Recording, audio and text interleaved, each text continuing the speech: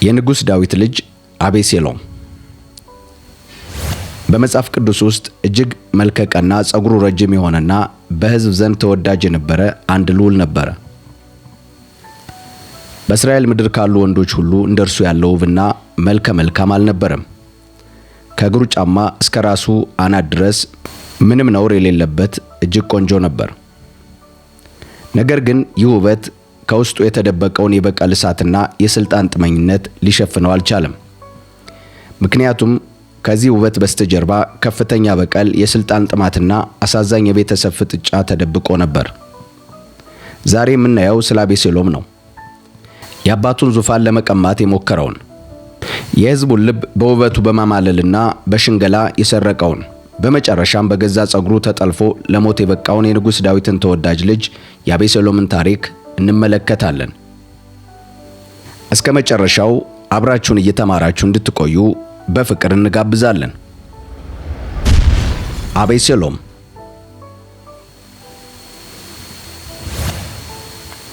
የአቤሴሎም ታሪክ መጥቆር የጀመረው በገዛ ቤተሰቡ ውስጥ በተፈጠረ በደል ነው።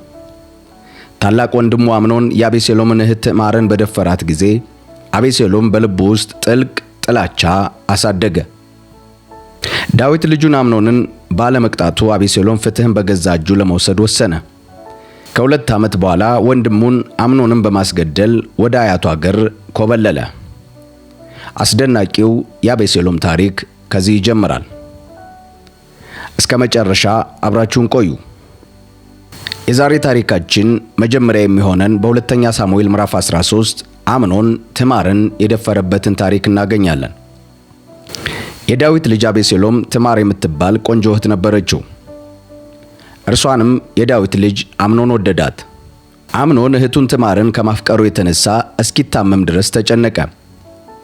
ድንግል ስለሆነች እርሷን ማግኘት የማይችል ሆኖ አግኝቶታልና። አምኖን ኢዮናዳብ የተባለ ወንድም ነበረው። እርሱም የዳዊት ወንድም የሳማን ልጅ ነው። ኢዮናዳብ እጅግ ተንኮለኛ ሰው ነበር። አምኖንም የንጉሥ ልጅ ሆይ ሰውነትህ ቀን በቀን የሚከሳበትን ምክንያት ለምን አትነግረኝም ሲል ጠየቀው። አምኖንም የወንድሜን የአቤሴሎምን እህት ትዕማርን አፍቅሬ ነው አለው። ኢዮናዳብም እንደዚህ ሲል የተንኮል ምክር መከረው። እንግዲያውስ ታምም ያለው ብለህ አልጋ ላይ ተኛ።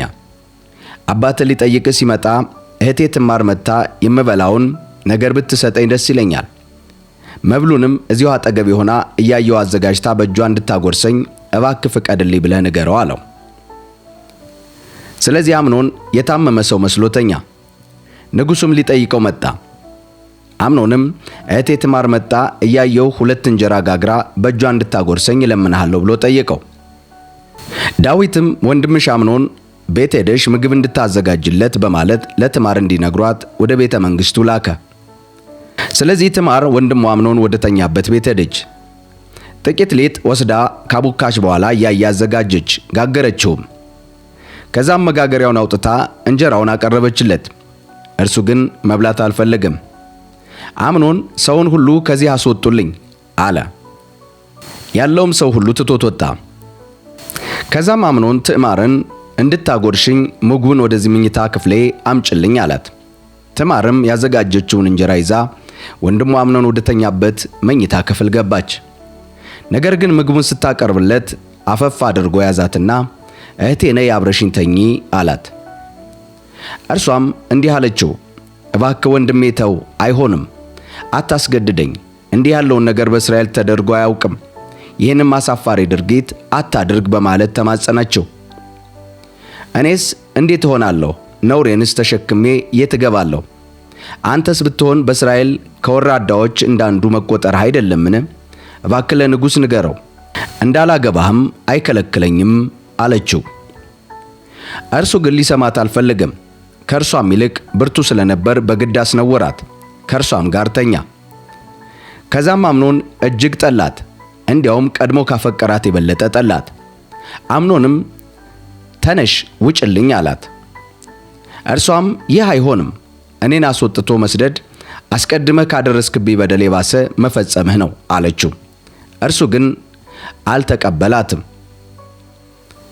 በግል የሚያገለግለውን ወጣት ጠርቶ ይህችን ሴት ከዚህ አስወጣትና በሩን ዝጋባት አለው። ስለዚህም አገልጋዩ አስወጥቶ በሩን ዘጋባት። ጌጠኛ የሆነውን በዚያም ጊዜ ድንግል የሆኑት የንጉሥ ልጆች የሚለብሱትን አይነት ልብስ ለብሳ ነበር። ትዕማርም በራሷ ላይ አመድ ነሰነሰች፣ ጌጠኛ ልብስንም ቀደደች። ከዚያም እጇን በራሷ ላይ አድርጋ እያለቀሰች ሄደች። በዚህ ጊዜ እጅግ የሚወዳት ወንድሟ አቤሴሎምም ያ ወንድምሽ አምኖን ካንቺ ጋር ነበርን? እህቴ ሆይ አሁን ዝም በይ፣ ወንድምሽ ስለሆነ ነገሩን በልብሽ አትያዡ አላት። ትዕማርም በወንድሟ በአቤሴሎም ቤት ብቸኛ ሴት ሆና ኖረች። ንጉሥ ዳዊት ይህንን ሁሉ በሰማ ጊዜ እጅግ ተቆጣ። አቤሴሎም አምኖንን ክፉም ሆነ ደግ አንዳች ቃል አልተናገረውም። ምክንያቱም አምኖን እህቱን ትዕማርን ስላስነወራት እጅግ ጠልቶት ስለነበር ነው። በዚሁ ክፍል አቤሴሎም አምኖንን የገደለበትን ታሪክ እንደዚህ እናገኛለን። ከ2 ዓመት በኋላ አቤሴሎም በኤፍሬም ድንበር አቅራቢያ ባለች በቤሳሶር ከተማ በጎችን ይሸልት ነበር። በዚህችም ጊዜ የንጉሥ ወንዶች ልጆች ሁሉ በዚያ እንዲገኙ ጋበዛቸው። አቤሴሎምም ወደ ንጉሡ ሄዶ እነሆ ባሪያህ በጎቹን እየሸለተ ነው፣ ታዲያ ንጉሡና ሹማምንቱ ፈቃዳቸው ሆኖ እባክህ ይገኙልኝ ሲል ጠየቀው። ንጉሥ ዳዊትም ልጄ ሆይ ሁላችንም መሄድ የለብንም፣ ሸክም እንሆንብሃለን ሲል መለሰለት። አቤሴሎምም አጥብቆ ቢለምነውም ንጉሡ መሄድ አልፈለገም፣ ነገር ግን መርቆ አሰናበተው። አቤሴሎምም እንግዲያውስ ወንድሜ አምኖን አብሮ እንዲሄድ ፍቀድልኝ አለው። ንጉሡም አብሯቸው የሚሄደው ስለምንድን ነው ሲል ጠየቀው። ነገር ግን አቤሴሎም አጥብቆ ስለለመነው አምኖንንና ሌሎችን የንጉሡን ወንዶች ልጆች ሁሉ አብረውት እንዲሄዱ አደረገ። አቤሴሎምም አገልጋዮችን አምኖን የወይን ጠጅ ጠጥቶ መንፈሱ መለወጡን ተጠባበቁ፣ ከዛም እኔ አምኖንን ምቱት ስላችሁ ግደሉት፣ ያዘዝኋችሁ እኔ ነኝ፣ አትፍሩ፣ በርቱ፣ ጠንክሩ ብሎ አዘዛቸው።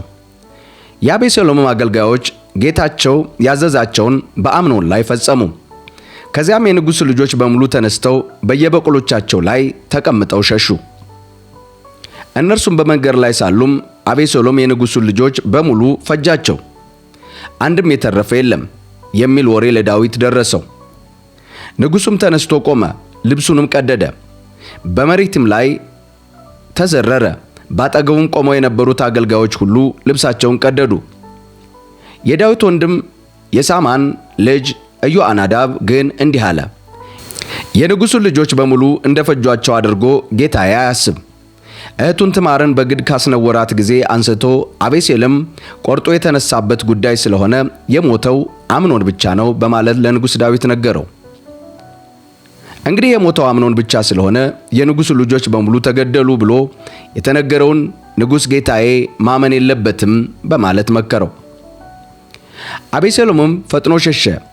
ለዘብ ጥበቃ የቆመውንም ሰው ቀና ብሎ ሲመለከት ከእርሱ በስተ ምዕራብ ካለው መንገድ ብዙ ሰዎች በተራራው ጥግ ቁልቁል ሲወርዱ አየ። ዘብ ጠባቂውም ሄዶ ለንጉሡ በስተ ሆሮዳይን አቅጣጫ በኮረብታው ጥግ ላይ ሰዎች ቁልቁል ሲወርዱ አያለው ብሎ ነገረው። ኢዮናዳብም ዳዊትን እነሆ የንጉሥ ልጆች መጥተዋል፣ አገልጋይህም እንዳለው ሆኗል አለው። ገና ተናግሮ ሳይጨርስ የንጉሥ ልጆች ጮኸው እያለቀሱ ገቡ። እንደዚሁም ንጉሡና አገልጋዮቹ ሁሉ እጅግ አለቀሱ። አቤሴሎም ኮብልሎ የጌሹር ንጉሥ ወደ ሆነው ወደ አሚሁድ ልጅ ወደ ተልማይ ሄደ። ነገር ግን ዳዊት ስለሞተው ልጁ ዘወትር ያለቅስ ነበር። አቤሴሎም ሸሽቶ ወደ ጌሹር ከሄደ በኋላ በዛ 3 ዓመት ተቀመጠ። ንጉሥ ዳዊት በልጁ በአምኖን ሞት ከደረሰበት ሐዘን ከተጽናና በኋላ ወደ አቤሴሎም ለመሄድ መንፈሱ ተነሳሳ ይለናል። በሁለተኛ ሳሙኤል ምዕራፍ 14 አቤሴሎም ወደ ኢየሩሳሌም የተመለሰበትን ታሪክ እናገኛለን። የጽሩያ ልጅ ኢዮአብ የንጉሡ ልብ አቤሴሎምን እንድናፈቀ ተረዳ። ስለዚህ ኢዮአብ ከሄ ሰው ልኮ አንዲት ብልህ የሆነች ሴት አስመጣ።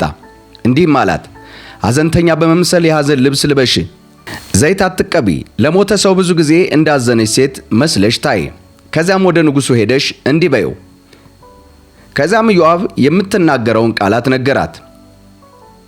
የተቆሄቱም ሴት ወደ ንጉሡ ገብታ በንጉሡ ፊት ወደ መሬት በግንባሯ ተደፍታ እጅ በመንሳት አክብሮቷን ከገለጠች በኋላ ንጉሥ ሆይ እርዳኝ አለች። ንጉሥ ዳዊትም ችግርሽ ምንድነው ብሎ ጠየቃት። እርሷም እንዲህ አለች፣ እኔ በእርግጥ ባሌ የሞተብኝ መበለት ነኝ። እኔ አገልጋዬ 2 ወንዶች ልጆች ነበሩኝ። ሜዳ ላይ እርስ በርሳቸው ተጣሉ። ገላጋይም ስላልነበረ አንዱ ሌላውን መትቶ ገደለው። እነሆ ቤተ ዘመዱ ሁሉ በባሪያ ላይ ተነስተው ወንድሙን ስለገደለው እንገድለዋለንና ወንድሙን የገደለውን ሰው አሳልፈሽ ስጭን፣ ከዚያም ወራሽ አልባ ትሆኛለሽ ይሉኛል። ስለዚህ የቀረኝን አንዱን መብራቴን አጥፍተው ባሌን በምድር ላይ ያለ ስምና ያለ ዘር ሊያስቀሩብኝ ነው በማለት ተማጸነች። ንጉሥ ዳዊትም ሴቲቱን አንቺ ወደ ቤትሽ ሂጂ፣ ስለ ጉዳይሽ አስፈላጊውን ትእዛዝ እሰጣለሁ አላት። ነገር ግን የተቆሄልቱም ሴት ንጉሡ ጌታዬ በደሉ በእኔና በአባቴ ቤተሰብ ላይ ይሁን፣ ንጉሥና ዙፋኑ ከበደል የነጹ ይሁኑ አለች። ንጉሡም ማንም ሰው አንዳች ነገር ቢናገርሽ እኔ ዘንድ አምጪው፣ ዳግም አያስቸግርሽም ሲል መለሰላት። እርሷም ደም ተበቃዮቹ ልጄን በማጥፋት የባሰ ጉዳት እንዳያደርሱ ንጉሡ አምላኩን እግዚአብሔርን ይለምን አለች። ንጉሥ ዳዊትም ሕያው እግዚአብሔርን ከልጅሽ ራስ ላይ አንዲት ጠጉር እንኳ አትነካም በማለት ማለላት። ከዚያም ሴቲቱ እኔ አገልጋዬ ለጌታዬ ለንጉሥ አንዲት ቃል እንድናገር ፍቀድልኝ አለች። እርሱም እሺ ተናገሪ አላት።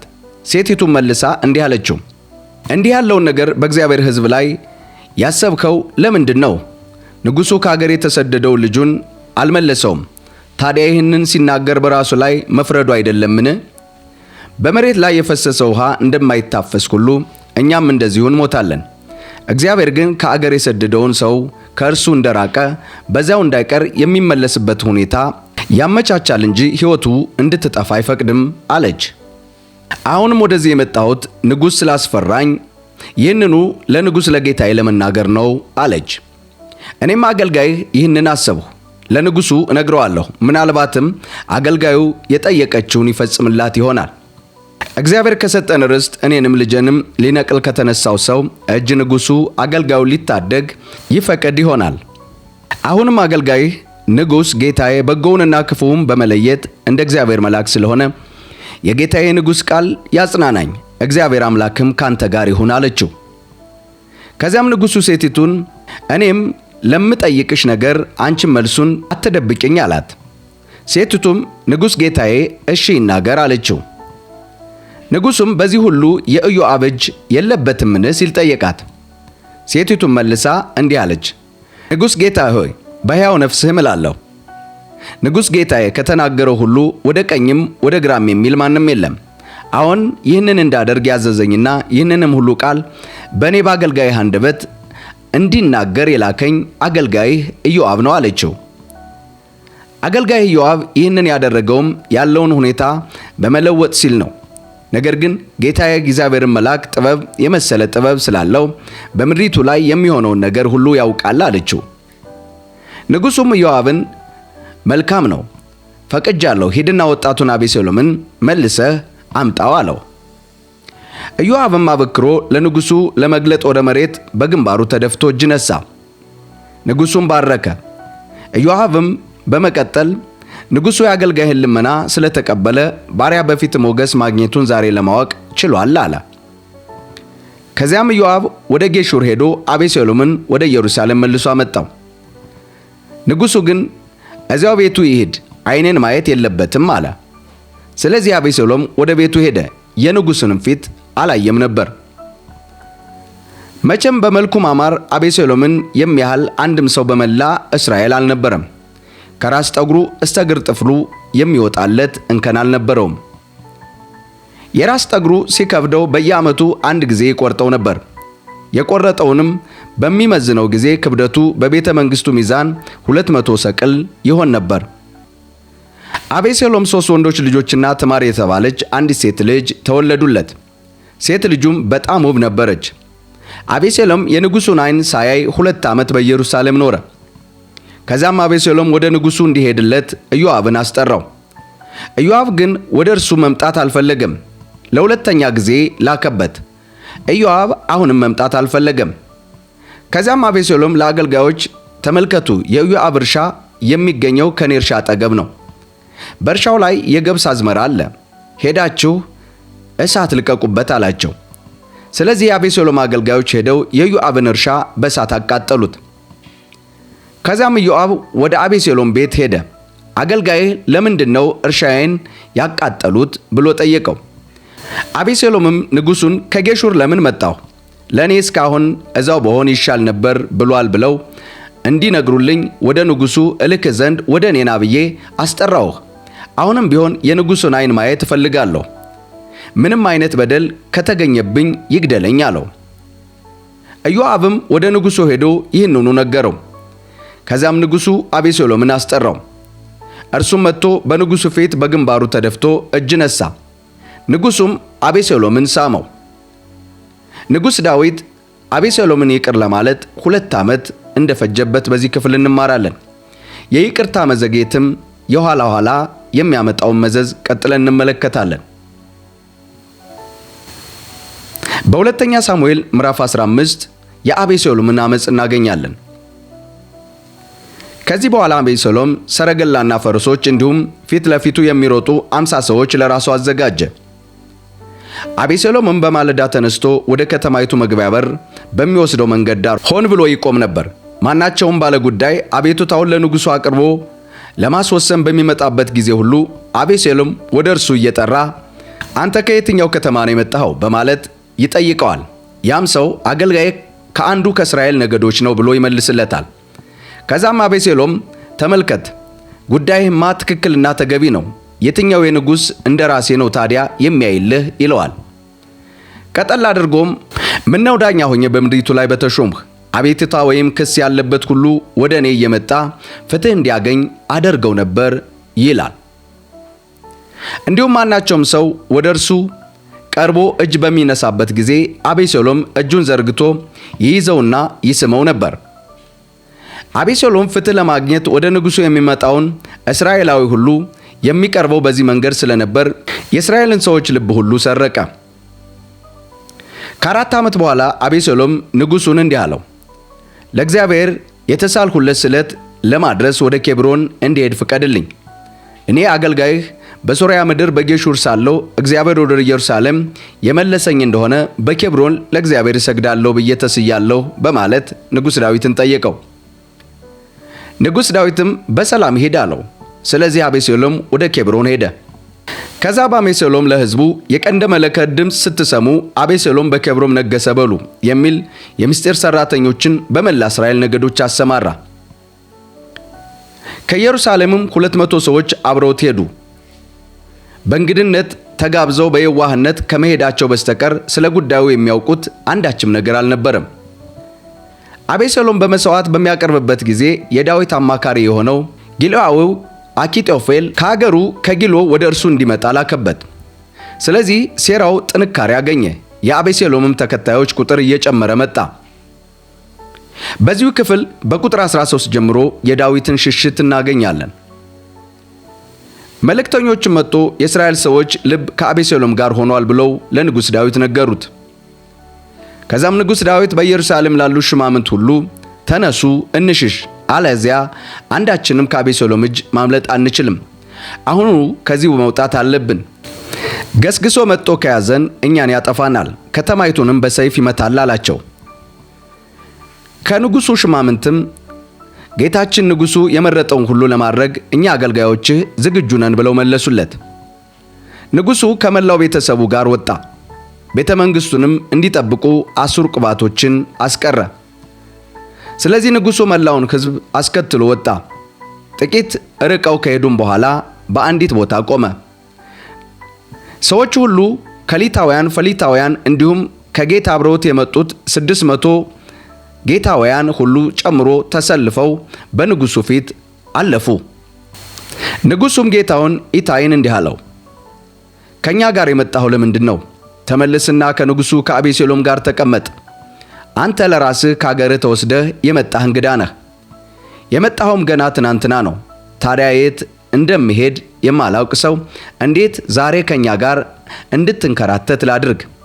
በል አሁንም ሰዎችህን ይዘህ ተመለስ፣ በጎነትና ታማኝነትም ካንተ ጋር ይሁን አለው። ኢታይ ግን ሕያው እግዚአብሔርን እንዲሁም በጌታዬ በንጉሡ እምላለሁ። ሕይወትም ይሁን ሞት በየትኛውም ቦታ ንጉሡ ጌታዬ የሚሆነውን ሁሉ አገልጋይህ እንደዛው ይሆናል ብሎ መለሰለት። ዳዊትም ኢታይን በል እንግዲያውስ ቅደምና ሂድ አለው። ስለዚህ ጌታው ኢታይን ሰዎችን ሁሉና አብረውት የነበሩትን ቤተሰቦቹን ይዞ ሄደ። ሕዝቡ ሁሉ በሚያልፍበት ጊዜ ባላገሩ በሰሙ ጊዜ እየጮኹ አለቀሱ። ንጉሡም የቄድሮን ሸለቆ ተሻገረ። ሕዝቡም ሁሉ ተሻግሮ ወደ ምድረ በዳ ተጓዘ። ሳዶቅም በዚያ ነበረ። አብረውትም የነበሩትም ሌዋውያን ሁሉ የእግዚአብሔርን የኪዳን ታቦት ተሸክመው ነበር። እነርሱም የእግዚአብሔርን ታቦት አሳረፉ። አብያታርም ሕዝቡን በሙሉ ከከተማይቱ ለቆ እስኪወጣ ድረስ መሥዋዕት አቀረበ። ከዚያም ንጉሡ ሳዶቅ እንዲህ አለው፣ አንተ የእግዚአብሔር ታቦት ወደ ከተማይቱ ይዘህ ተመለስ። በእግዚአብሔር ፊት ሞገስ አግኝቼ እንደሆነ እርሱ እኔንም መልሶ ታቦቱንና ማደሪያውን እንደገና ለማየት ያበቃኛል። ነገር ግን እርሱ ባንተ አልተደሰትሁም የሚል ከሆነ መልካም መስሎ የታየውን ነገር ያድርግብኝ፣ እኔም ለመቀበል ዝግጁ ነኝ አለ ንጉሥ ዳዊት። እንዲሁም ንጉሡ ካህኑን ሳዶቅን እንዲህ አለው፣ አንተ ነቢይ አይደለህምን? እንግዲህ አንተም ልጅህም አኪማስም የአብያታር ልጅ ዮናታምን ይዘህ በሰላም ወደ ከተማይቱ ተመለስ። አንተና አብያታር ሁለቱ ልጆችህም ይዛችሁ ሂዱ። እኔም ካንተ ዘንድ ወሬ እስካገኝ ድረስ በምድረ በዳው በሚገኘው በወንዙ መሻገሪያ ቆያለሁ። ስለዚህ ሳዶቅና አብያታር የእግዚአብሔርን ታቦት ይዘው ወደ ኢየሩሳሌም በመመለስ እዚያው ቆዩ። ንጉሥ ዳዊት ግን እያለቀሰ የደብረ ዘይትን ተራራ ሽቅብ ወጣ። ራሱን ተከናንቦ ባዶ እግሩን ነበረ። አብሮትም ያለው ሕዝብ ሁሉ እንደዚሁ ራሱን ተከናንቦ እያለቀሰ ሽቅብ ይወጣ ነበር። በዚህ ጊዜ ከአቤሴሎም ጋር ካሴሩት መካከል አንዱ አኪጦፌል ነበር ብለው ለዳዊት ነገሩት። ስለዚህ ዳዊት እግዚአብሔር ሆይ እባክህ የአኪጦፌልን ምክር ወደ ከንቱነት ለውጠው ብሎ ጸለየ። ዳዊትም ሕዝቡ እግዚአብሔርን ወደሚያመልክበት ወደ ተራራው ጫፍ ሲደርስ አርካዊ ኩሲ ልብሱን ቀዶ ትቢያ በራሱ ላይ ነስንሶ ሊገናኘው መጣ። ከዛም ዳዊት እንዲህ አለው፣ አብረኸኝ ብትሄድ ሸክም ትሆንብኛለህ። ነገር ግን ወደ ከተማይቱ ተመልሰህ አቤሴሎምን ንጉሥ ሆይ አገልጋይህ ሆናለሁ፣ ቀድሞ የአባትህ አገልጋይ እንደነበሩ ሁሉ ዛሬም አንተን አገለግላለሁ ብትለው የአኪጦፌልን ምክር በማፍረስ ትረዳኛለህ አለው። ካህኑ ሳዶቅና አብያታር እዚያው ካንተ ጋር ይሆኑ የለምን? ከቤተ መንግሥቱ የምትሰማውን ሁሉ ንገራቸው አለው። የሳዶቅ ልጅ አኪማስና የአብያታር ልጅ ዮናታን ሁለቱም ወንዶች ልጆቻቸው እዚያው አብረዋቸው ይገኛሉ። የምትሰማውን ሁሉ በእነርሱ በኩል ላክልኝ አለው። ስለዚህ የዳዊት ወዳጅ ኩሲ ልክ አቤሴሎም ኢየሩሳሌም በገባበት ሰዓት እዛው ደረሰ። በሁለተኛ ሳሙኤል ምዕራፍ 16 ዳዊት ከተራራው ጫፍ ባሻገር ጥቂት እልፍ ብሎ እንደሄደ ሲባ የተባለው የሜምፊቦስቴ አገልጋይ 200 እንጀራ፣ 100 ጥፍጥፍ ዘቢብ፣ 100 ጥፍጥፍ በለስ፣ 1 ቋማዳ የወይን ጠጅ የተጫኑ 2 አህዮች እየነዳ ሊገናኘው መጣ። ንጉሡም ሲባን ይህ ሁሉ ያመጣኸው ለምንድን ነው ሲል ጠየቀው። በዚህ ጊዜ ሲባ ለንጉሡ ዳዊት እንደዚህ አለው፣ አህዮቹን የንጉሥ ቤተሰቦቹ እንዲቀመጡባቸው፣ የእንጀራውንና በለሱን ወጣቶች እንዲበሉ፣ የወይን ጠጅ ደግሞ በምድረ በዳው የደከሙት እንዲጠጡ ነው አለው። ከዛም ንጉሥ ዳዊት የጌታህ ልጅ የት አለ ሲል ጠየቀው። ሲባም የእስራኤል ቤት ዛሬ የአባቴን መንግሥት ይመልስልኛል ብሎ ስለሚያስብ በኢየሩሳሌም ተቀምጧል አለ። ከዛም ንጉሡ ሲባን የሜምፊቦስቴ የነበረው ሁሉ ከእንግዲህ ያንተ ነው አለው። ሲባም በታላቅ ትሕትና በግንባሬ ተደፍቼ እጅ ነሳለሁ፣ ንጉሥ ጌታዬ ሆይ በፊት ሞገስ ላግኝ አለው። ንጉሥ ዳዊት ወደ ብራቂትም ሲደርስ ከሳኦል ቤተሰብ አንድ የሆነ ሰው ብቅ አለ። እርሱም የጌራ ልጅ ሳሚ ነው። እየተራገመም መጣ። የንጉሡ ወታደሮችና የክብር ዘቦች ሁሉ በዳዊት ግራና ቀኝ ቢኖሩም እንኳ በዳዊትና በሹማምንቱ ላይ ሁሉ ድንጋይ ይወረውርባቸው ነበር። ሳሚም እንዲህ ብሎ ይራገም ነበር፣ ውጣ፣ ከዚህ ውጣ፣ አንተ የደም ሰው፣ አንተ ክፉ ሰው። መንግሥቱን የወሰደበትን የሳኦልን ቤተሰብ ደም ሁሉ እግዚአብሔር ወደ አንተ እየመለሰ ነው። እግዚአብሔር መንግሥትህን ለልጅህ ለአቤሴሎም አሳልፎ ሰጥቶታል። አንተ የደም ሰው ስለሆንክ እነሆ መከራ መጥቶብሃል እያለ ይረግመው ነበር። ከዛም የጽሩያ ልጅ አቢሳ ንጉሡን ይህ የሞተ ውሻ ንጉሥ ጌታዬን እንዲህ ይናገራል? ልሻገርና ራሱን ልቁረጠውን በማለት ከዳዊት ትእዛዝ ጠየቀ። ንጉሥ ዳዊት ግን እናንተ የጽሩያ ልጆች እናንተንና እኔን የሚያገናኘን ምን ነገር አለ? እግዚአብሔር ዳዊትን እርገመው ብሎት የሚረግመኝ ከሆነ ይህ ለምን አደረግ ብሎ ማን ሊጠይቀው ይችላል አለው። ከዛም ዳዊት አቢሳንና ሹማምንቱን ሁሉ እንዲህ አላቸው፣ አብራኬና የወጣው ልጄ ሕይወቴን ሊያጠፋብኝ ከፈለገ ይህ ቢንያማዊ ቢያደርገው ምን ያስደንቃል? ስለዚህ ተውት፣ እግዚአብሔር በል ብሎት ነውና ይራገም አላቸው። ምናልባትም እግዚአብሔር ሐዘኔን አይቶ በዛሬውም እርግማን ፈንታ በጎ ነገር ያደርግልኝ ይሆናል። ስለዚህ ዳዊትና ሰዎቹ መንገዳቸውን ቀጠሉ። ሳሚም በአንጻሩ ባለው ኮረብታ ጥግ ጥግ እየሄደ ይራገም፣ ድንጋይ የሚወረውርባቸውና አፈር ይበትንባቸው ነበር። ንጉሡና አብረውት የነበሩት ሰዎች ሁሉ ለመሄድ ወደ አሰቡት ስፍራ ደረሱ። በዛም ደክሟቸው ስለነበር በዛ አረፉ። በዚህ ጊዜ አቤሴሎምና የእስራኤል ሰዎች ሁሉ ወደ ኢየሩሳሌም መጡ። አኪጦፌልም አብሮት ነበር። የዳዊት ወዳጅ አርካዊ ኩሲም ወደ አቤሴሎም መጥቶ ንጉሥ ሆይ ለዘላለም ንገስ፣ ንጉሥ ሆይ ለዘላለም ንገስ አለው። አቤሴሎምም ኩሲን ለወዳጅህ ያለህ ታማኝነት እስከምን ድረስ ነው? ለምን ከወዳጅህ ጋር አልሄድህም ሲል ጠየቀው። ኩሲም አቤሴሎምን እንዲህ አለው፣ ይህን አላደርገውም። እኔ በእግዚአብሔር በዚህ ሕዝብና በእስራኤል ሰዎች ሁሉ ላይ ለተመረጠው ለእርሱ ሆናለሁ፣ አብሬውም እኖራለሁ። እንግዲህ ልጁን ካላገለገልሁ ማንን ላገለግል ነው? አባትህን እንዳገለገልሁ ሁሉ አንተን አገለግልሃለሁ በማለት ዳዊት የመከረውን ምክር ተገበረ። አቤሴሎምም አኪጦፌልን እስቲ ምክር አምጣ፣ ምን እናድርግ አለው። አኪጦፌልም መልሶ በክፉ ምክሩ እንደዚህ አለ፣ ቤተ መንግሥቱን እንዲጠብቁ አባትህ ከተዋቸው ቁባቶች ጋር ግባና ተኛ። ከዛም አንተ አባትህን እጅግ የጠላ መሆንህን መላው እስራኤል ይሰማና አብሮህ ያለው ሁሉ ክንዱን ያበረታል አለው። ስለዚህ ለአቤሴሎም በሰገነቱ ላይ ድንኳን ተከሉለት። እዛውም መላው እስራኤል እያየ ከአባቱ ቁባቶች ጋር ተኛ። በዚያም ጊዜ አኪጦፌል የሚሰጠው ምክር ሁሉ የእግዚአብሔርን ቃል እንደመጠበቅ ይቆጠር ነበር። ዳዊትም ሆነ አቤሴሎም የአኪጦፌልን ምክር የሚቀበሉት በዚሁ ሁኔታ ነበር። ምክንያቱም በዘመኑ አኪጦፌል እጅግ አደገኛ መካሪ ነበር። በሁለተኛ ሳሙኤል ምዕራፍ 17 አኪጦፌልም እንደገና ሁለተኛ እጅግ አደገኛ የሆነ ምክር መከረ። አቤሴሎምን እንዲህ አለው፣ 12,000 ሰው መርጬ በዛሬቱ ሌሊት አባትህን አሳደዋለሁ። በደከመውና አቅም ባነሰው ጊዜ አደጋ ጥልበታለሁ፣ ሽብር እለቅበታለሁ። ከዛም አብሮት ያለው ሕዝብ ሁሉ ትቶት ይሸሻል። ንጉሡም ብቻውን እመተዋለሁ። ሕዝቡም ሁሉ ወደ አንተ እመልሳለሁ። አንተ የምትፈልገው የአንድ ሰው የአባትህ የዳዊት መሞት ብቻ ሁሉንም ወደ አንተ እንዲመለሱ ያደርጋል። ከዚያም ሕዝቡ ሁሉ በሰላም ይኖራል በማለት ክፉ ምክር መከረ። ምክሩም አቤሴሎምንና አብረውት የነበሩትን የእስራኤል ሽማግሌዎች ሁሉ እጅግ ደስ አሰኘ። አቤሴሎም ግን እስቲ ደግሞ አርካዊ ኩሲ ጥሩትና የሚለውን እንስማ አለ።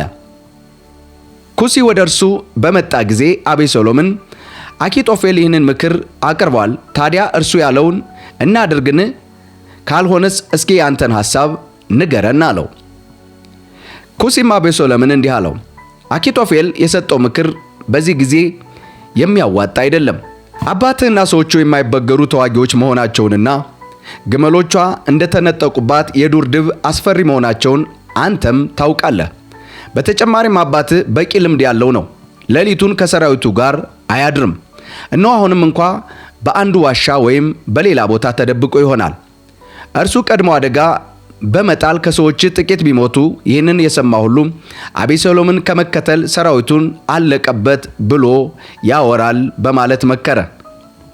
አባትህ ታላቅ ጦረኛ አብረውትም ያሉት ጀግኖች መሆናቸውን እስራኤል ሁሉ ስለሚያውቅ ልቡ እንደ አንበሳ ልብ ነው የተባለው ደፋሩ ወታደር እንኳ በፍርሃት ይርዳል። እንግዲህ እኔ የምመክርህ ነው፣ ቁጥሩ እንደ ባህር ዳር አሸዋ የበዛው ከዳን እስከ ቤርሳቤ ያለው እስራኤል ሁሉ ወደ አንተ ይሰብሰብና አንተው ራስህ ወደ ጦርነቱ ምራው። ከዚያም እርሱ የገባበት ቦታ ሁሉ ገብተን አደጋ እንጥልበታለን። ጤዛ በመሬት ላይ እንደሚወርድ እንወርድበታለን። እርሱም ሆነ ሰዎቹ ሁሉ እንኳ አይተርፉም በማለት መከረ። ከአንዲቱ ከተማ ቢገባ እስራኤል ሁሉ ገመድ አምጥቶ አንድ ድንጋይ እንኳ እስከማይቀር ድረስ ከተማይቱን ወደ ሸለቆ ስበን እንከታታለን። አቤሴሎምና የእስራኤል ሰዎች ሁሉ ከአኪጦፌል ምክር ይልቅ የአርካዊው ኩሲ ምክር ይሻላል አሉ። እግዚአብሔር በአቤሴሎም ላይ ጥፋት ለማምጣት ሲል መልካም የነበረውን የአኪጦፌልን ምክር ተቀባይነት እንዲያጣ አደረገ። ኩሲም ካህኑን ሳዶቅንና አብያታርን እንዲህ አላቸው፣ አኪጦፌል አቤሴሎምንና የእስራኤል ሽማግሌዎች ምን ማድረግ እንዳለባቸው መክሯቸው ነበር። እኔ ግን እንዲህ አድርጉ ብዬ መክሬያቸዋለሁ። አሁንም በፍጥነት ላኩና በምድረ በዳ ባለው የወንዝ መሻገሪያ እንዳታድር፣ ሳትዘገይ ፈጥነህ መሻገር አለብህ። አለዚያ ግን ንጉሡና አብሮት ያለው ሕዝብ በሙሉ ትዋጣላችሁ ብላችሁ ለዳዊት ንገሩት አለ። በዚህ ጊዜ ዮናታን፣ አኪማስ ወደ ከተማይቱ ከገቡ ስለሚታዩ በዓይንሮጌል ይጠባበቁ ነበር። አንድ ልጃገረድ አገልጋይ ወደዚያ እየሄደች በምትነግራቸው ጊዜ እነርሱ ደግሞ ይህንኑ ወስደው ለንጉሡ ለዳዊት ይነግሩት ነበር። ሆኖም አንድ ወጣት እያያቸውና ለአቤሴሎም ነገረው። ስለዚህ ሁለቱም በፍጥነት ተነስተው በብራቂት በሚገኘው ወደ አንድ ሰው ቤት ሄዱ። ሰውየውም በጊብዓ ውስጥ ጉድጓድ ስለነበረው ወደዚያው ወረዱ። ሚስቱም በጉድጓዱ አፍ ላይ የስጥ ማስጫ ዘርግታ እህል አሰጣች። ማንም ይህንን አላወቀም ነበር።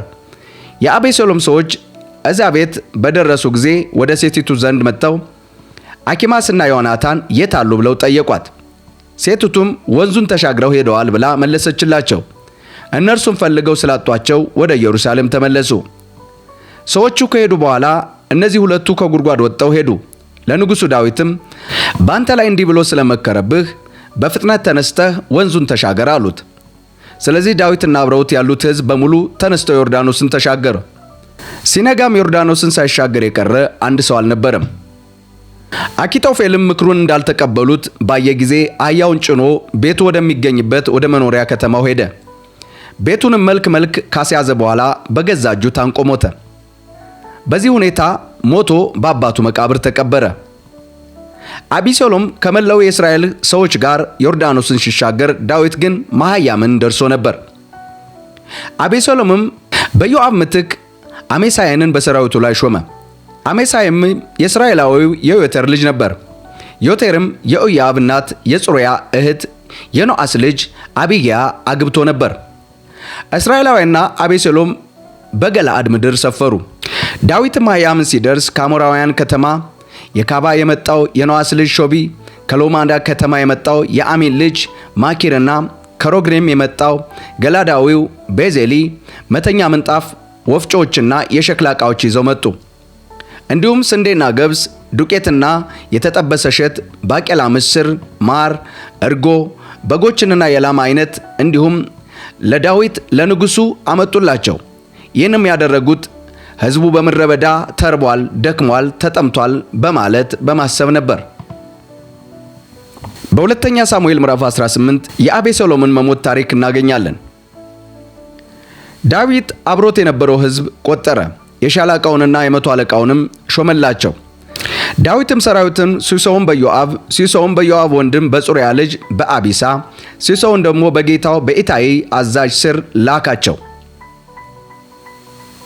ንጉሡም ከሰራዊቱ እኔ ራሴ አብሬያችሁ በእርግጥ እመጣለሁ አላቸው። ሰዎቹ ግን አንተ መውጣት የለብህም፣ እንድንሸሽ ብንገደድ ሰዎች ከቁብ ነገር አይቆጥሩንም፣ ግማሾችም እንኳ ብንሞት ደስታቸው አይደለም።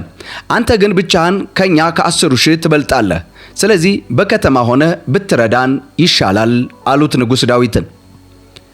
ንጉሥ ዳዊትም መልካም መስሎ የታያችሁን ሁሉ አደርጋለሁ አላቸው። ስለዚህም ሕዝቡ ሁሉ 100ና በ1000 የሆነ ተሰልፎ ሲወጣ ንጉሡ በቅጥሩ በር ቆሞ ይመለከት ነበር። ንጉሥ ዳዊትም ኢዮአብን፣ አቢሳንና ኢታይን ለእኔ ስትሉ በወጣትነት ልጄ በአቤሴሎም ላይ ጉዳት እንዳታደርሱበት ብሎ አዘዛቸው። ንጉሡ ልጁን አቤሴሎምን አስመልክቶ ለእያንዳንዱ አዛዥ ትእዛዝ ሲሰጥ ሰራዊቱ ሁሉ ሰማ። ሰራዊቱ እስራኤልን ለመውጋት ተሰልፎ ወጣ። ጦርነቱም በኤፍሬም ደን ውስጥ ሆነ። እዚያም የእስራኤል ሰራዊት በዳዊት ሰዎች ተመታ። በዚያም ቀን ታላቅ እልቂት ሆነ። 20,000 ሰው ተገደለ። ውጊያው በገጠር ሁሉ ተስፋፋ። በዛን ቀን ሰይፍ ከጨረሰው ይልቅ ጫካ ውጦ ያስቀረው እጅግ ብዙ ሕዝብ ነበር። በዚህ ጊዜ አቤሴሎም ከዳዊት ሰዎች ጋር ድንገት ተገናኘ። አቤሴሎምም በበቅሎ ተቀምጦ ይሄድ ስለነበር በቅሎዋ ጥቅጥቅ ያለ ቅርንጫፍ ባለው ትልቅ ዋርካ ስር በምታልፍበት ጊዜ የአቤሴሎም ራስ በዛፉ ቅርንጫፍ ተያዘ። የተቀመጠባትም በቅሎ በስሩ ስታልፍ እርሱ በሰማይና በምድር መካከል ተንጠልጥሎ ቀረ። አንድ ሰው ይህንን አይቶ ለዮአብ እነሆ አቤሴሎም በባሉ ዛፍ ላይ ተንጠልጥሎ አየሁት አለው። ኢዮአብም ይህንን የነገረው ሰው ምን አልህ? ካየው ታዲያ ለምንድነው ያንኑ መተህ መሬት ላይ ያልጣልኸው? ይህንን አድርገህ ቢሆን ኖሮ 10 ሰቅል ጥሬ ብርና የጀግና ሰው ቀበቶ እሸልምህ ነበር አለው። ሰውየው ግን እንዲህ አለ፣ እኛ እየሰማን ንጉሡ ወጣቱ አቤሴሎም ጉዳት እንዳያገኘው ሲል ስለ እኔ ብላችሁ ጠብቁት ብሎ አንተንም አቢሳንና ኢታይን ያዘዛችሁ ስለሆነ 1000 ሰቅል ጥሬ ብር በእጄ ላይ ቢመዘንልኝም እንኳ በንጉሡ ልጅ ላይ እጄን አላነሳም ብሎ መለሰለት። በሌላ በኩል ደግሞ በነፍሴ ቆርጬ ሕይወቱን ባጠፋው ኖሮ ከንጉሡ ተደብቆ የሚቀር ነገር ስለሌለ አንተም ራስህ አትቀብረኝም ነበር ብሎ መለሰለት። ኢዮአብም ከእንግዲህ በዚህ ሁኔታ ካንተ ጋር ጊዜ ማጥፋት አልችልም አለው። ስለዚህ በእጁ 3 ጦር ይዞ ሄደና አቤሴሎም ዛፉ ላይ ተንጠልጥሎ ገና በሕይወት እያለ ወርውሮ በልቡ ላይ ተከላቸው። እንዲሁም ከዮአብ ጋሻ ጃግሬዎች 10 አቤሴሎምን በመክበብ ወግተው ገደሉት። ከዛም ኢዮአብ ቀንደ መለከት ነፍቶ ስለከለከላቸው ሰራዊቱ እስራኤልን ማሳደዱን አቆመ። አቤሴሎምን ጫካ ወስደው በትልቅ ጉድጓድ ውስጥ ወርውረው ጣሉት። በላዩም ትልልቅ ድንጋይ ከመሩበት። በዚህ ጊዜ እስራኤላውያን ሁሉ ወደ የቤታቸው ሸሹ። አቤሴሎም ስሜን የሚጠራ ልጅ የለኝም በማለት መታሰቢያ እንዲሆንለት በሕይወት እያለ የንጉሥ ሸለቆ በተባለው ስፍራ በራሱ ስም ሐውልት አቁመው ስለነበር እስከ ዛሬ ድረስ የአቤሴሎም ሐውልት ተብሎ ይጠራል። በዚሁ ክፍል ላይ ስለ አቤሴሎም የንጉሥ ዳዊትን እጅግ ልብ የሚሰብር ሐዘን እናገኛለን። በዚህ ጊዜ የሳዶቅ ልጅ አኪማስ እግዚአብሔር ጠላቶችን የተበቀለለት መሆኑን ሮጬ ሄጄ ለንጉሡ የምሥራች ልንገረውና አለ።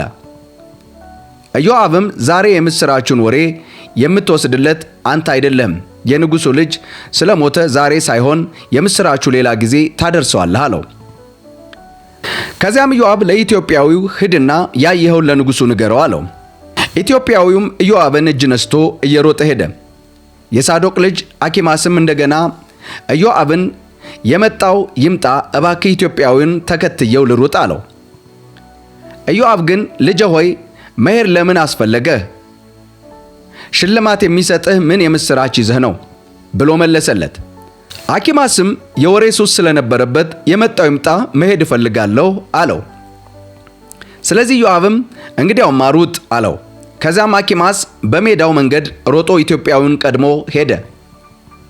ዳዊት በውስጠኛው በውጨኛው በር መካከል ተቀምጦ ሳለ ጠባቂው ቅጥሩ ላይ ወዳለው ወደ በሩ ሰገነት ጣራ ወጥቶ ወደ ውጭ ሲመለከት አንድ ሰው ብቻውን ሲሮጥ አየ።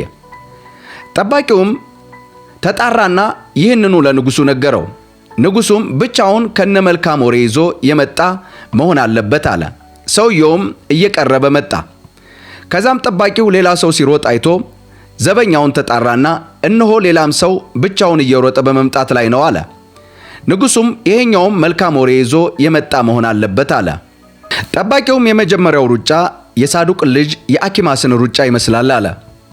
ንጉሡም እርሱማ ጥሩ ሰው ነው፣ የምሥራች ሳይዝ አይመጣም አለ። አኪማስም ጮሆ ንጉሡን ሁሉ ነገር ተሳክቷል አለ። ከዛም ወደ መሬት ለጥ ብሎ በንጉሡ ፊት እጅ ነሳና በጌታዬ በንጉሡ ላይ እጆቹን ያነሱት ሰዎች አሳልፎ የሰጠ አምላክ እግዚአብሔር የተመሰገነ ይሁን አለ። ንጉሥ ዳዊትም ብላቴናውን አቤሴሎም ደህና ነውን ሲል ጠየቀ።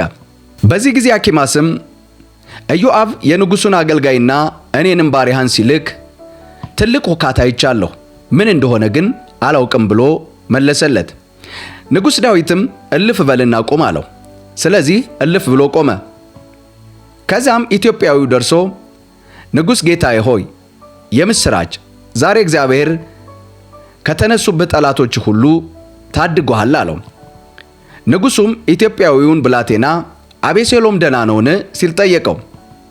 ኢትዮጵያዊውም የጌታዬ ንጉሡ ጠላቶች ሊጎዱህ የተነሱብህ ሁሉ እንደዛ ወጣት ይሁኑ ሲል መለሰለት። ንጉሡም እጅግ አዘነ። በቅጥር በሩ አናት ላይ ወዳለችው ቤት ወጥቶ አለቀሰ። ሲሄድም ልጅ አቤሴሎም ሆይ፣ ልጅ አቤሴሎም ሆይ፣ ባንተ ፋንታ ምን ነው እኔ ሞቼ በሆን ኖሮ፣ አቤሴሎም ሆይ ልጄን ወየው ልጄን እያለ ንጉሥ ዳዊት ያለቅስ ነበር። በሁለተኛ ሳሙኤል ምዕራፍ 19 ለዮአብ ንጉሥ ዳዊት ስለ ልጁ ስለ አቤሴሎም እያለቀሰ እያዘነ ነው ብለው ነገሩት።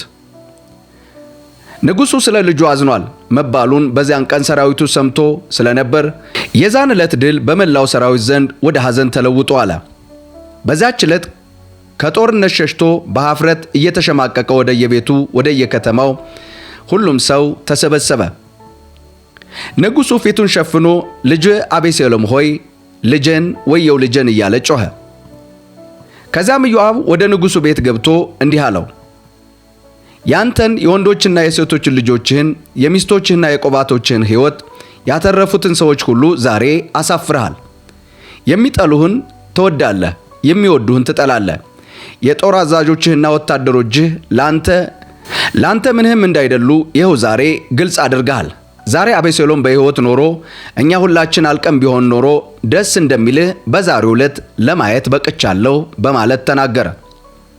በላሁን ተነስተህ ውጣና ሰዎችህን አበረታታ። ባትወጣ ግን በዚህ ሌሊት አንድም ሰው አብሮህ እንደማይሆን በእግዚአብሔር እምላለሁ። ይህ ደግሞ ከልጅነት ጀምሮ እስካሁን ድረስ ከደረሰብህ ክፉ ነገር ሁሉ የባሰ መከራ ያስከትልብሃል በማለት ንጉሥ ዳዊትን መከረው። ስለዚህ ንጉሥ ዳዊት ተነስቶ በበሩ አጠገብ ተቀመጠ። ለሕዝቡም እነሆ ንጉሡ በበር አጠገብ ተቀምጧል ብለው በተነገረ ጊዜ ሕዝቡ ሁሉ ወደ ንጉሡ መጣ። በዚያን ጊዜ እስራኤላውያን በሙሉ ወደ የቤታቸው ሸሽተው ነበር። በመላው እስራኤል ነገዶች ሕዝቡ እንዲህ እያለ እርስ በርስ ይከራከር ነበር። ንጉሡ ከጠላቶቻችን እጅ አድኖናል፣ ከፍልስጤማውያንም እጅ የታደገን እርሱ ነው። አሁን ግን በአቤሴሎም ምክንያት ከአገር ሸሽቶ ሄዷል። በላያችን ሆኖ እንዲገዛን የቀባነው አቤሴሎም ደግሞ በጦርነት ሞቷል። ታዲያ ንጉሡን የመመለሱ ጉዳይ ለምንድነው ዝም የምትሉት? ይባባሉ ነበር። ንጉሥ ዳዊት ወደ ካህኑ ወደ ሳዶቅና ወደ አብያታር እንዲህ ሲል መልእክተኛ ላከ። የእስራኤል ሽማግሌዎችን እንዲበሏቸው አለ። በመላው እስራኤል የሚባለው ሁሉ ለንጉሡ ባለው የደረሰ ስለሆነ ንጉሡን ወደ ቤተ መንግሥቱ ለመመለስ እንዴት የመጨረሻ ሰዎች ትሆናላችሁ? እናንተ የአጥንቴ ፍላጭ የሥጋዬ ቁራጭ ወንድሞቼ ናቸው። ታዲያ ንጉሡን ለመመለስ እንዴት የመጨረሻ ሰዎች ትሆናላችሁ? አሜስያስም አንተስ የአጥንቴ ፍላጭ የሥጋዬ ቁራጭ አይደለህምን? ካሁን ጀምሮ እስከ ሕይወት ፍጻሜ በኢዮአብ ምትክ የሰራዊት አዛዥ ባላደርግህ እግዚአብሔር ክፉ ያደርግብኝ፣ ከዚህም የባሰ ያምጣብኝ ብላችሁ ንገሩት አለ። እርሱም የይሁዳ ሰዎች ልብ ሁሉ እንደ አንድ ሰው ልብ አድርጎ ማረከው። እነርሱም አንተም ሰዎችህም ሁሉ ተመለሱ ብለው ላኩበት። ከዛም ንጉሡ ተመልሶ እስከ ዮርዳኖስ ድረስ መጣ። በዚህ ጊዜ የይሁዳ ሰዎች ንጉሡን ተቀብለው ዮርዳኖስን ለማሻገር እስከ ጌልገላ ድረስ መጥተው ነበር። የብራቂም ሰው የሆነው የጌራ ልጅ ቢንያማዊ ሳሚ ከይሁዳ ሰዎች ጋር ሆኖ ንጉሡን ዳዊትን ለመቀበል ፈጥኖ ወረደ። ከእርሱም ጋር 1000 ቢንያማውያን እንዲሁም የሳኦል ቤተሰብ አገልጋይ ሲባ ከ15 ወንዶች ልጆች ከ20 አሽከሮች ጋር ሆነው አብረውት ነበሩ። ከዚያም ንጉሡ ወዳለበት ወደ ዮርዳኖስ በጥድፊያ ወረዱ። የንጉሡም ቤተሰብ ለማምጣትና እርሱ የሚፈልገውን ሁሉ ለማድረግ በመልካው ተሻገረ። የጌራ ልጅ ሳሚ ዮርዳኖስን ተሻገረ። በንጉሡም ፊት ተደፍቶ እንዲህ አለ፣ ጌታዬ በደሌን አይቁጠርብኝ። ንጉሥ ጌታዬ ከኢየሩሳሌም በመጣበት ዕለት የፈጸሙትን ስህተት እርሳው፣ ካምሮህም አውጣው በማለት ተማጸነ። እኔ አገልጋይህ ኃጢአት መስራቴን አውቃለሁና፣ ዛሬ ግን ጌታዬን ንጉሡን ለመቀበል ከዮሴፍ ቤት ሁሉ የመጀመሪያው ሆኜ እነሆ መጥቻለሁ። ከዚያም የጽሩያ ልጅ አቢሳ ሳሚን በእግዚአብሔር የተቀባውን የረገመ ስለሆነ መሞት አይገባውምን አለ። ንጉሥ ዳዊትም እናንተ የጽሩያ ልጆች እናንተንና እኔን ምን የሚያገናኘን ነገር አለ? ዛሬ ጠላት ሆናችሁብኛል። ማንስ ቢሆን ዛሬ በእስራኤል ዘንድ ሰው መሞት አለበትን? እኔ በእስራኤል ላይ ንጉሥ መሆኔን ያወቅሁበት ቀን አይደለምን? ብሎ መለሰ። ስለዚህ ንጉሡ ሳሚን አትሞትም አለው። ይህንንም ንጉሡ በመሐላ ጸናለት። የሳኦል ልጅ ሜምፊቦስቴም ንጉሡን ለመቀበል ወረደ። ንጉሡ ከተሰደደበት ጊዜ ጀምሮ እስከ ተመለሰበት ዕለት ድረስ ለእግሩ ተገቢውን ጥንቃቄ አላደረገም። ጢሙን አልተላጨም፣ ልብሱንም አላጠበም ነበር። እርሱም ንጉሡን ለመቀበል ከኢየሩሳሌም በመጣ ጊዜ ንጉሡ ሜምፊቦስቴ አብረኸኝ ያልሄድኸው ለምንድን ነው ሲል ጠየቀው። እርሱም እንዲህ አለው፣ ጌታዬ ንጉሥ ሆይ እኔ አገልጋዬ ሽባ በመሆኔ ከንጉሡ ጋር መሄድ እንድችል አህያዬ ይጫነኝልኝና ልቀመጥባት ብዬ ነበር። ይሁን እንጂ አገልጋዬ ሲባ አታለለኝ። በጌታዬ በንጉሡ ፊት የእኔን የባሪያህን ስም አጥፍቷል። መቼም ንጉሥ ጌታዬ እንደ እግዚአብሔር መልአክ ስለሆነ ደስ ያለህን ሁሉ አድርግ። የአባቴ ቤት ሁሉ ከንጉሡ ጌታዬ ሞት እንጂ ሌላ የሚገባው አልነበረም። አንተ ግን ባሪያህን በማዕድ ከሚካፈሉት ጋር አስቀመጥኸው። ከዚህ በላይ ያደረግክልኝ ብዬ ንጉሡን ለመጠየቅ ምን መብት አለኝ? ንጉሡም ነገርህ ለምን ታበዛለህ? አንተና ሲባ እርሻውን ሁሉ እንድትካፈሉ አዝዣለሁ አለው። ሜምፊቦስቴም ንጉሡን ንጉሥ ሆይ እንኳን ደህና ተመለስክ እንጂ እርሱ ሁሉንም ይውሰደው አለው። እንዲሁም ገላዳዊ ቤርዜሊ ከግርግሊም ወረደ። ንጉሡም ለመሸሽ አብሮት ዮርዳኖስን ተሻግሮ ነበር። በዛን ጊዜ ቤርዜሊ በዕድሜው የገፋ የ80 ዓመት ሽማግሌ ነበር። እጅግ ባለጠጋ ስለነበረ ንጉሡ በመሃያም ሳለ የሚመገበውን አምጥቶለት ነበር። ንጉሡም ቤርዜሊን ከኔ ጋር ተሻገርና በኢየሩሳሌም አብረኸኝ ኑር፣ እኔ እመግብሃለሁ አለው። ቤርዜሊ ግን ለንጉሡ እንዲህ ሲል መለሰለት፣ ከንጉሡ ጋር ወደ ኢየሩሳሌም የሚሄድ ለየትኛው ዕድሜ ነው ብሎ መለሰ። እኔ አሁን የ80 ዓመት ሽማግሌ ነኝ። ታዲያ ደናም ክፉም ማየት እችላለሁ። ከእንግዲህ አገልጋይ የሚበላውንና የሚመጣጣውን ጣዕሙን መለየት ይችላልን? የሚዘፍኑትን የወንዶችና የሴቶችን ድምፅ አሁንም መስማት እችላለሁን? ታዲያ አገልጋይ ለንጉሡ ለጌታዬ ምን ተጨማሪ ሸክም ይሆናል? አገልጋይ ዮርዳኖስን ተሻግሮ ከንጉሡ ጋር ጥቂት መንገድ ይሄዳል። ነገር ግን ንጉሡ ከዚያ ሁኔታ ወሮታ የሚመልስልኝ ለምንድን ነው? በገዛ ከተማዬ ሞቼ በአባቴና በእናቴ መቃብር አጠገብ እቀበር ዘንድ አገልጋይህን አሰናብተውና ይመለስ። ነገር ግን አገልጋዬ ከመዓም እነሆ ከጌታዬ ከንጉሡ ጋር ይሻገር፣ ደስ ያለህንም ነገር አድርግለት። ንጉሡም ከመዓም ከኔ ጋር ይሻገራል፣ አንተን ደስ የሚያሰኝን ሁሉ አደርግለታለሁ፣ ለእኔ የምትፈልገውን ማንኛውንም ነገር ለአንተ አደርግልሃለሁ አለው። ስለዚህ ሕዝቡ ሁሉ ዮርዳኖስን ተሻገረ። ከዚያም በኋላ ንጉሡ ተሻገረ። ንጉሡ ቤርዜሊን ስም መረቀው። ቤርዜልም ወደ ቤቱ ተመለሰ። ንጉሡ ወደ ገልገላ ሲሄድ ከመዓም አብሮት ሄደ። የይሁዳ ሰራዊት በሙሉ እንዲሁም ግማሹ የእስራኤል ሰራዊት ንጉሡን አጅበው አሻገሩ። ዳዊትም ከልጁ ከአቤሴሎም ከተሰደደ በኋላ እንደገና እግዚአብሔር መንግሥቱን ሲያጸናለት እንመለከታለን። በክብር በመላው እስራኤልና በይሁዳ ሕዝብ ታጅበው ወደ ኢየሩሳሌም ወደ ቤተ መንግሥቱ ተመለሰ። ውድ የአሳፍቲው ተመልካቾቻችን የአቤሴሎም ታሪክ በመጽሐፍ ቅዱስ ውስጥ ካሉ እጅግ ልብ የሚነኩና አስተማሪ ታሪኮች አንዱ ነው። የንጉሥ ዳዊት ልጅ መልከ መልካሙና ባለግርማው አቤሴሎም መጨረሻው እጅግ የሚያሳዝን እንደሆነ ተመልክተናል። አቤሴሎም በአባቱ በዳዊት ላይ ካመፀና መንግሥቱን ለመንጠቅ ከሞከረ በኋላ በኤፍሬም ጫካ ውስጥ ታላቅ ጦርነት እንደተደረገ አይተናል። አቤሴሎም በቅልጥፍናውና በረጅም ጸጉሩ ይታወቅ ነበር። ነገር ግን ያ ኩራቱ የሆነው ጸጉሩ ለሞት ምክንያት ሆነ። በበቅሎ ላይ ሆኖ ሲሸሽ ጸጉሩ በዛፍ ቅርንጫፍ ላይ ተጠላለፈ። በዛም ተንጠልጥሎ ሳለ የዳዊት የጦር አዛዥ ኢዮአብ 3 ፍላጻዎች ልቡ ላይ በመትከል ገደለው። ምንም እንኳ አቤሴሎም ሊገድለውና ዙፋኑን ሊቀማ ቢነሳም ዳዊት ግን ለልጁ ያለው ፍቅር አልቀነሰም ነበር።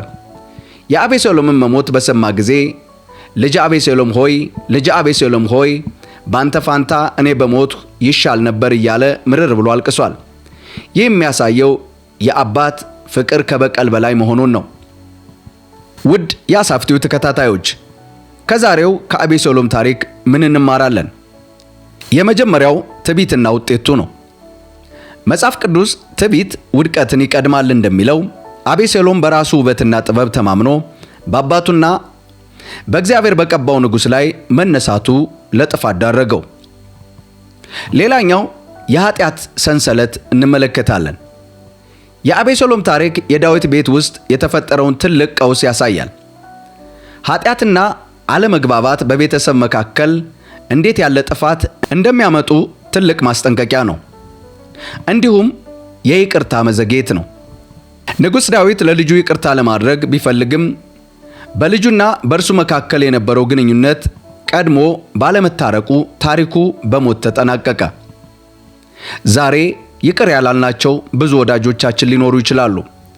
ወይ እነሱ ወይም ደግሞ እኛ ሳንሞት በፊት ይቅር እንድንባባል መልእክታችንን እናስተላልፋለን። በመጨረሻም ከአቤሴሎም ታሪክ ውበት፣ ስልጣንና ዝና ያለ እግዚአብሔር ፈቃድና ያለ ትሕትና ከንቱ መሆናቸውን ያስገነዝበናል። በአመፅ የቆመ ማማ መጨረሻው መፍረስ ነው። ከዚህ ታሪክ ተምረን በሕይወታችን ለወላጆቻችን ክብር፣ ለእግዚአብሔር ደግሞ ታዛዥነትን እንድንሰጥ እናሳስባለን። እስከ መጨረሻው ስለተከታተላችሁን እናመሰግናለን። ይህ ታሪክ ሕይወታችሁን እንዴት ነካው? አስተያየታችሁን ኮሜንት ላይ አስፍሩልን። ለተጨማሪ መጽሐፍ ቅዱሳዊ ታሪኮች ቻናሉን ሰብስክራይብ ማድረግ አትርሱ። በሚቀጥለው ቪዲዮ እስከምንገናኝ በያላችሁበት የዓለም ዳርቻ ሁሉ የእግዚአብሔር ሰላም ከእናንተ ጋር ይሁን። አሜን።